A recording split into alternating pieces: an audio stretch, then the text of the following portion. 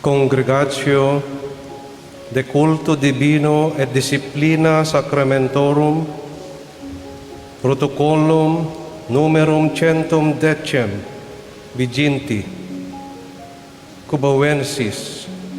At the request of His Excellency, the Most Reverend Ernesto F.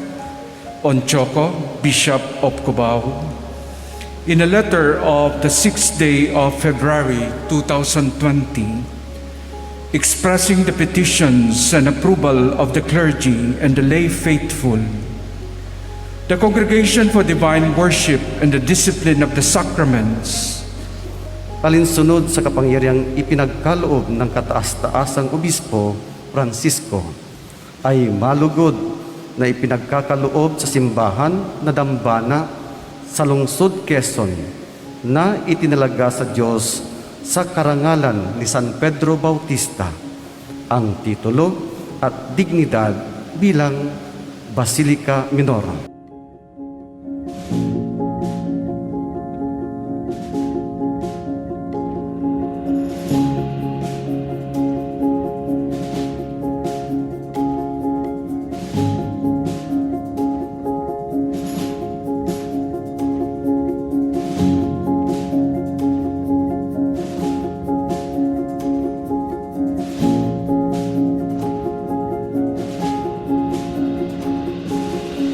On this festive occasion, we gather to witness the declaration of this Church of San Pedro Bautista as a minor basilica. The elevation of a church to the status of a minor basilica is an ecclesiastical recognition of the importance of a particular house of worship in a diocese. A basilica is a house of worship with certain privileges. Distinguished from the major basilicas in Rome, minor basilicas are bestowed the honor of special affiliation to the Holy See. Thus, we could say that we have a papal church in our midst. This honor is given to this church because of the historical significance of San Pedro Bautista Parish to the Diocese of Cubao.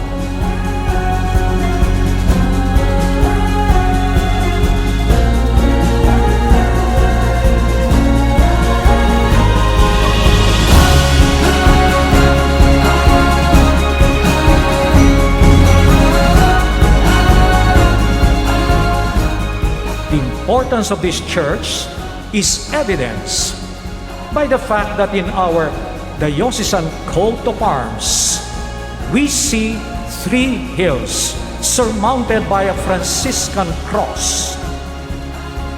In the city set on a hill, there stands the cross, symbolizing the Franciscans who, through this church, began its missionary presence on what is now the Diocese of Cubao.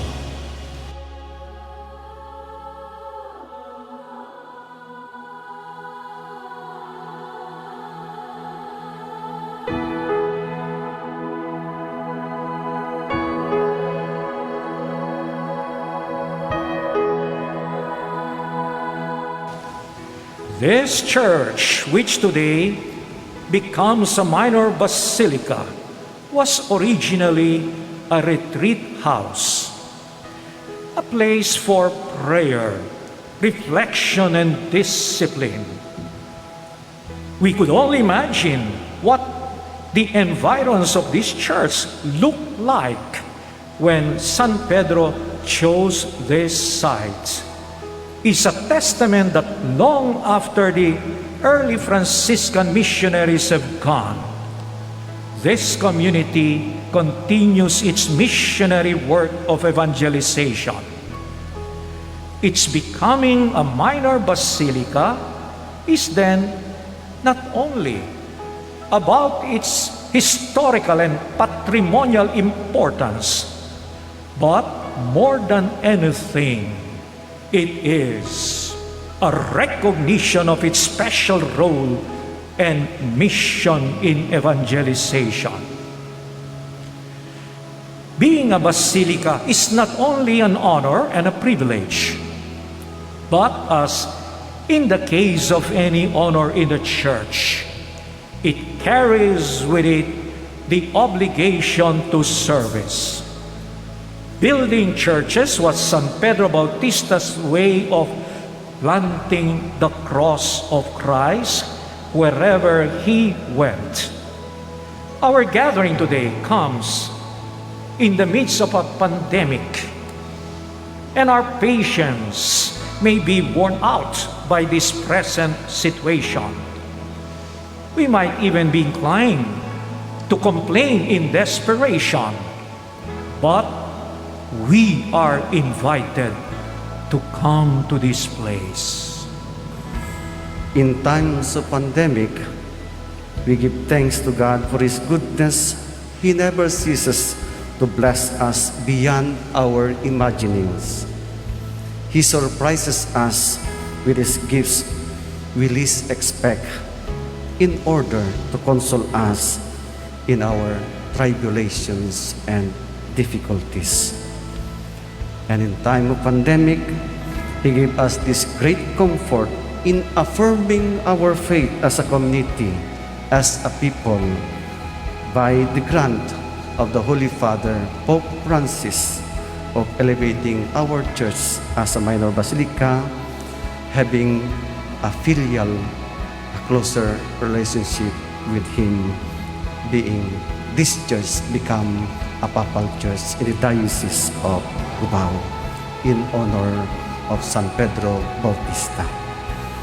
San Pedro Bautista used the churches he built as tools of evangelization. San Pedro Bautista, together with his companions, gave witness to Jesus.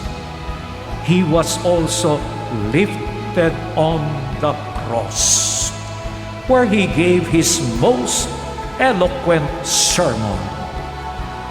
By this, he fulfilled what he once said to his fellow missionary, "Brother, when we will be martyred for the faith in our Lord Jesus Christ, then we will be truly evangelical preachers, and a dead martyr will do much more than many living preachers."